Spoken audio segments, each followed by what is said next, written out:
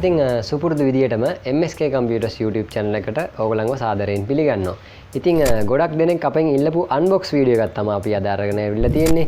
ඉතින් අද මගේ අතේ තියෙනවා දැන්ට ඇවිල්ලා තියෙන RTX series එකේ අන්තිම කාඩ් එක නැත්නම් RTX 3090 Gaming X 24GB graphic card එක. ඉතින් අද අපි unbox කරලා බලමු මේ කාඩ් එකත් එක්ක අපිට ඇවිල්ලා තියෙන items මොනවද? එතකොට මේ කාඩ් එකේ specification කොහොමද? කොයි වගේද කාඩ් එක තියෙන්නේ කියලා. ඉතින් ඒ වගේම අතර ගත්තම තේරෙනවා සාමාන්‍යයෙන් කාඩ් එක කිලෝ දෙකමාරකට ආසන්න ප්‍රමාණයක් බරයි වගේ කාඩ් එක.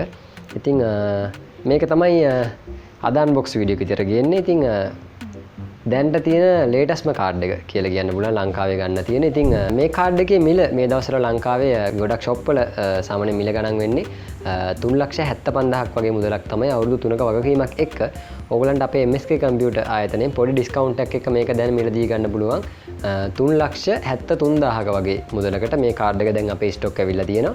ඉතින් බොහොම සීමිත කාඩ් ප්‍රමාණයක් තමයි තියෙන්නේ. ඉතින් කාඩ් එක ඇනවුම් කරන්න හරි නැත්නම් අපේ මිලදී ගන්නට හිතන් ඉන්නවනම් අපිට කෝල් එකක් දෙන්න නැත්නම් අපේ වෙබ්සයිට් එක චෙක් කරන්න පුළුවන්.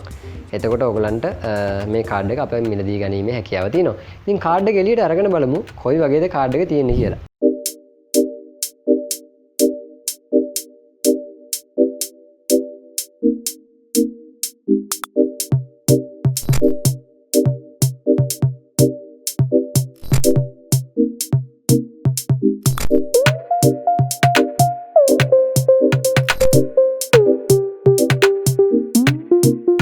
රයිට්, ඉතින් අපි කාඩ් එක එළියට ගන්න හදන්නේ බලමු කොයි විදියටද තියෙන්නේ කියලා.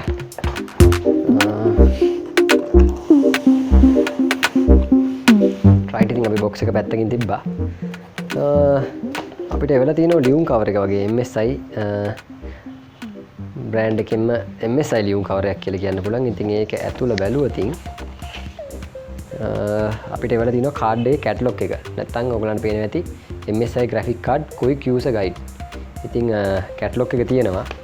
ඒ වගේම තමයි thanks කරලා එවලා තියෙනවා MSI product එකක් buy කරාට. ඒ වගේම තව පොඩි items කීපයක් තියෙනවා. ඉතින් ඔයගලන්ට මම කලිනුත් පෙන්නන්න නැති මේ කාඩ් එක mount කරන විදිය MSI company එකෙන් එවන්නේ මෙන්න මේ වගේ නිකන් කාටුන් එකක් වගේ. කාඩ් එක සම්පූර්ණයෙන්ම මේ මැනුවල් එක කියවලා PC එකට හයි කරලා ඩ්‍රයිවර්ස් දාන තැනට යනකම්ම සම්පූර්ණයෙන්ම මේකේ එක්ස්ප්ලেইন කරලා තියෙනවා ඒගොල්ලෝ කොයි විදියට දෙන්නේ කියලා. ඉතින් අපි ඒ ටිකත් පැත්තකින් තියලා ගත්තට පස්සේ මෙන්න තියෙනවා අපේ graphic card එක.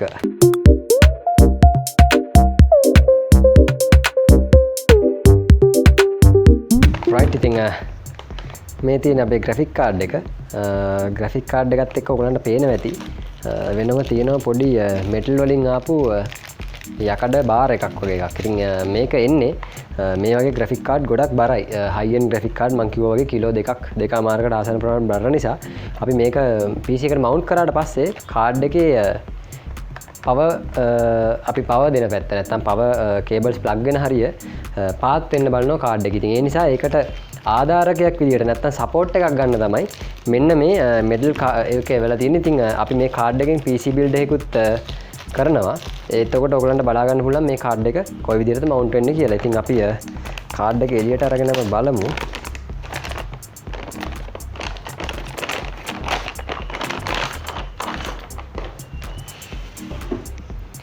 රයිට්, ඉතින් මේ තියෙන අපේ graphic card එක ඔයගලන්ට පේනවා ඇති. එතකොට මෙතන තියෙනවා SLI කරනවා නම් අපිට SLI ෂොකට් එක එවලා ඒ වගේම කාඩ් එකේ අපේ PCI ෂොකට් එකට මවුන්ට් වෙන තැන තමයි මේ තියෙන්නේ. වැදගත්ම දේ තමයි මෙන්න මේ කාඩ් එකේ පවර් එක. ඔයගලන්ට පේනවා ඇති අපි මෙතුවක් කාලයකට කරපු බිල්ඩ් වල නැති පවර් එකක් තමයි දෙන්න ඕනේ. ඉතින් මේකට 8 pin පවර් 3ක් දෙන්න ඕනේ කාඩ් එකට.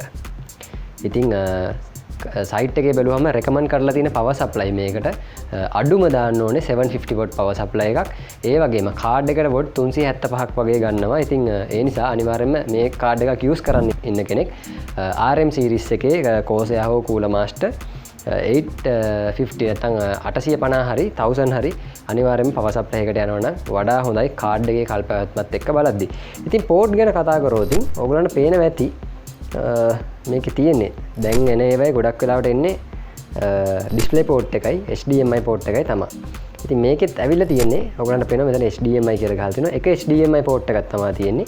අනිත් තුනම ඩිස්ප්ලේ පෝට් තමයි ඇවිල්ලා තියෙන්නේ. ඉතින් HDMI පෝට් එකට වඩා ඩිස්ප්ලේ පෝට් එකේ ක්වොලිටි එකෙන් වැඩි ඩිස්ප්ලේ පෝට් එන මොනිටර්සුත් ඒක වගේම මිල ගණන් වලින් අධිකයි. ඉතින් මේ වගේ කාඩ් එකක් දාන්න හිතන් ඉන්න කෙනෙක් නම් අනිවාර්යයෙන්ම අඩුම 165 රිෆ්‍රෙෂ් රේට් එකක් තියෙන මොනිටර් එකකට යනවා නම් වඩා ගැලපෙනවා.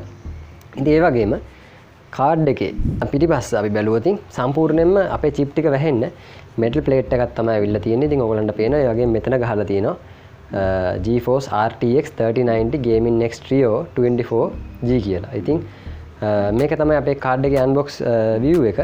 ඒ වගේම මේකේ තව චූටි දේවල් ටිකක් මතක් කරන්න ඕනේ. ඉතින් මම ඔයගලන්ට කලින් කිව්වා වගේ මේකේ bit rate එක ගැන අපි කතා කරොත් 384ක් එනවා bit rate එක. ඒ වගේම තමයි කැපැසිටි එක මම කලින් කිව්වා වගේ DDR6 24GB තමයි මෙමරි එකක් එන්නේ. කම්පැනි රෙකමන්ඩ් කරලා තියෙන පවර් සප්ලයි එක 750 වොට් හෝ ඊට උඩ යන පවර් සප්ලයි එකක් නැත්නම් 850 හෝ 1000. ඒ වගේම කාඩ් එකට වොට් 375ක් පමණ වැය වෙනවා කාඩ් එකේ පවර් කන්ස්ට්‍රක්ෂන් එක විදියට. ඒ වගේම මේක අපි කතා කරොත් කොහොමද මේකේ කෝක්ලොක්ස් ගාන තියෙන්නේ කියලා. ඉතින් කෝක්ලොක්ස් තියෙනවා 1785ක් වගේ ප්‍රමාණයක් ඒ වගේ කිට්ටු වෙන්න.